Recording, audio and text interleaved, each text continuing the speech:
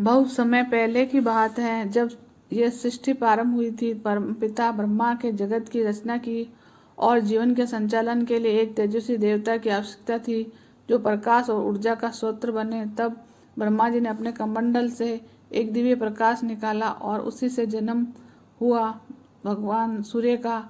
उनका तेज असन्य था जिससे सारा ब्रह्मांड आलोकित हो उठा। भगवान सूर्य का वर्णन सुनकर रंग का था। उनकी किरणों अमृत के समान जीवनदायिनी थी। उनके रथ के 7 अद्भुत घोड़े जुते हुए थे जो 7 रंगों के प्रतीक माने जाते हैं। उनके सारथी अरुण थे जो सूर्य की रथ को नियंत्रित करते थे। सूर्य देव का सतारथी भी कहा जाता है। सूर्य देव को प्रत्यक्ष देवता माना जाता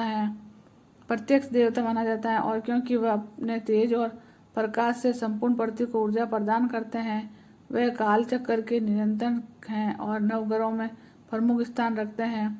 सूर्य देव का विवाह श्रवणा संध्या से हुआ जो स्वयं ब्रह्मा जी की मानस पुत्री थी। सूर्य का तेज अधिक होने के कारण संध्या ने सहन नहीं कर पाती थी, इसीलिए उन्होंने अपनी छाया को अपने स्थान पर छोड़ तपस्या करने चली गई। ये छाया रूप बाद में छाया देवी के नाम से जानी गई और उन्होंने सूर्य देव से विवाह किया। सूर्य देव ने 3 प्रमुख पुत्र हुए। पहला पुत्र हुआ वैस्तव मनु जो मनुष्यों की वर्तमान पीढ़ी के प्रजापिता माने जाते हैं। दूसरा शनिदेव जो न्याय और कर्मफल के देवता हैं। तीसरा यमराज जो मृत्यु के देवता हैं।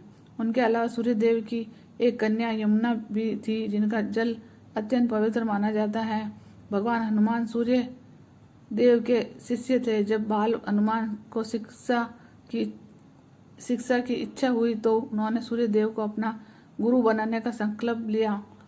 सूर्य देव ने पहले अस्वीकार किया क्योंकि वह निरंतर गति से रहते थे, लेकिन हनुमान जी ने अपनी शक्ति से उन्हें रथ के साथ उड़कर शिक्षा की प्राप्ति। सूर्य देव ने उन्हें समस्त वेदों और शास्त्रों की शिक्षा दी, जिससे हनुमान जी अत्यंत विद्वान और तेजस्वी हो गए।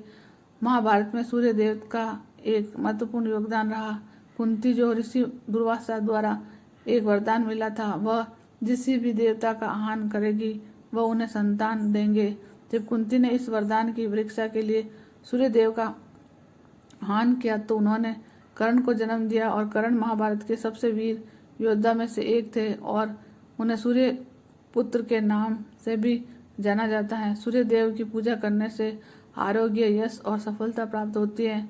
विशेष रूप से छठ पूजा, सूर्य संक्रांति, रविवार का व्रत और सूर्य नमस्कार के माध्यम से भक्तगण उनकी कृपा प्राप्त करते हैं।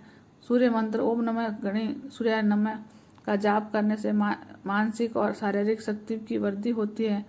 जय सूर्य देव। गलतियों क्षमा कर दो और लाइक सब्सक्राइब कर दो।